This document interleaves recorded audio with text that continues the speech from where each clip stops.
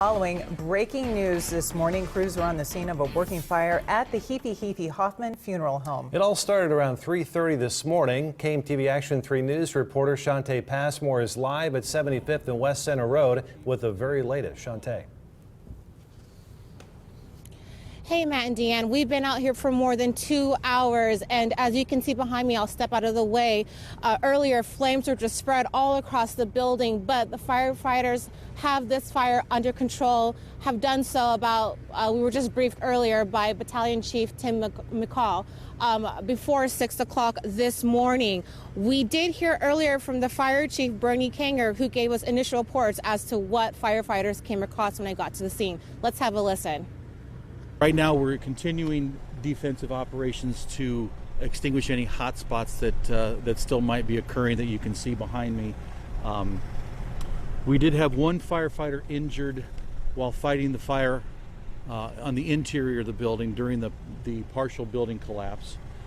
We had 2 firefighters injured while fighting the fire in a defensive operations.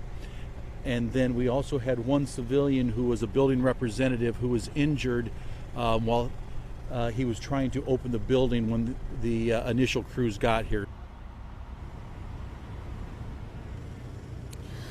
And since we spoke with Kanger, we learned another firefighter has been transported, or was injured, I should say, as well.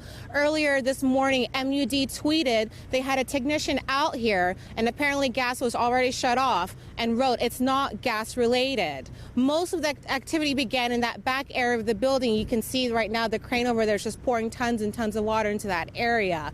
At one point, as I mentioned earlier, the flames were spread all across the funeral home. However, it appears crews have this fire under control. Given the nature of the size of this fire, earlier there was tons of ambulances out here still on the scene, as well as firefighters. As we mentioned earlier, traffic is or there are some road closures here near Center and 78th.